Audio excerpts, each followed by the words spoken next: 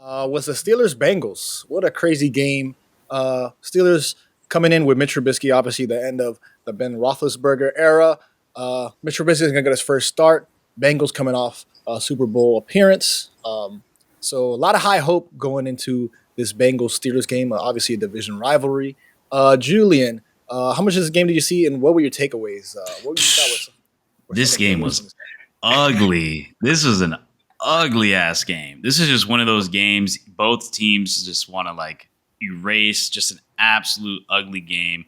Mitchell Trubisky had a terrible game. Joe Burrow did not have a good game. I'm actually curious. I don't know if there's any Steeler fans out there. Like, why was Mitchell Trubisky picked over Pickett? Was that like a? I don't know if you even know, Gabe. Like, was that like a Tomlin decision? Like, People have been asking. So what I hear is from Pickett is like they're just waiting for like a couple weeks. They're giving Mitch Trubisky a chance. So maybe because he played well yeah, in the preseason. they might see week 3, week 4.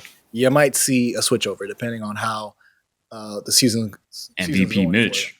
them. So I mean, that's just rumors. I hate people obviously are high on Pickett, but Mitch Trubisky gets a start.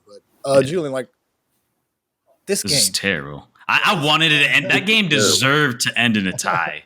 That game deserves to end in a tie because it was so bad. I wanted Boswell to hit the post again because, one, I just hate Steeler fans. I don't care. Like, I hate them. I can't stand them. So nothing I want more is to see a Steeler fans get their hopes up, and then he hits that post again. But he didn't. He ends up draining it like the last Man's a savage. 30 seconds of the game. But Praying it on was their just downfall. bad. I mean, we talked about how the Bengals need to increase or strengthen the offensive line, and they supposedly made moves. We've but been those preaching moves it. are not coming into fruition because Joe Burrow got sacked 7 times. Oh, I didn't even know that. 7 Yeah, I saw- times for 39 yards. There's no shot he got sacked. This is actually my real reaction. There's no shot. He got You didn't know that? I didn't even know that. No, I did not know that. Did you watch the game or see No, highlights? I couldn't really watch that game. But what? Even Yeah, with is this the a revamped continuation from offensive last line. Or what is going on that? They don't give a fuck about their quarterback. Also, another thing that I don't understand why they didn't run Joe Mixon more. I mean, he had 27 carries. I guess never mind. I take that back. I mean, that's but man, that's a lot. the amount of times they need a backup running back because Joe Mixon was the only guy rushing. Like, I'm looking at the stats now. Other than that, Joe Burrow had 6 rushes before that, and then their second string running back had 1 carry. So they need another guy. Joe Burrow threw the ball 53 times. That's a ton. He went 33 for 53, 2 touchdowns and 4 interceptions. Wow. Like, for a guy who has, which in a way, it's like, okay, like, what's throwing me off is because why the stats are throwing me off, like 27 carries, but yeah, he threw 57. They played pretty much a fifth quarter. That's what's throwing me off. And then the overtime, they ran the ball a lot. So I'm like, why the fuck does he have so many carries? That just doesn't seem right. But wow. Yeah, game, I mean, in a game, like, you got to get the running game strong. You have a really good running back in Joe Mixon. If you can get another guy, get the ball rolling. You cannot have him sit back there 53 times because with that offensive line, he's just going to get eat up. He's going to get absolutely destroyed. Offensive line? I thought they made adjustments during the offseason for that. And then meanwhile, am I overreacting? Is this an overreaction too soon? Or since we're still in that topic, am I overreacting that he got sacked 7 times in the first game of the season? No, you're not. You're not. Being the I saw a crazy tweet over the weekend that, like, in the last 3 games that Joe Burrow played, I'm talking about Super Bowl and the AFC or the championship, was he got sacked like 21 times, 21 and a half times in the last 3 He got games. sacked in that divisional round against the Titans. I know that. Wasn't it like 13 times or something? He got in the last 3 games apparently 21 sacks. I had to look it ridiculous. up. That is insane. On Twitter, so Twitter's not real; it's fake. But all right, but is it the O-line now at this point? Can we redirect it? Is it Joe Burrow? Is it his timing? Is it his pocket presence? Is it his decision making? Is it those interceptions? Those interceptions. Some of a little bit of both. The interceptions were bad. Yeah. I will say that the very first interception by Micah Fitzpatrick, that was a good read by him. That was a good pick. Could Joe Burrow probably should have saw that. Yeah, but that was a good play by him. I really like the way he read that. He jumped the receiver. That was a really good pick. But I guess you could say Joe Burrow should have saw that coming, or at least threw it out a little wider. Damn, Gabe, you good? Just drop my phone. But yeah. Also, but 53 times is a lot, and I get they played a whole other quarter, but that's still a lot, man. Especially when you consider that Trubisky threw at 38. Yeah. I'm gonna overreact, man, because if I'm very high on the Bengals, and if this is gonna be a continuation of last year, we knew they had O-line problems.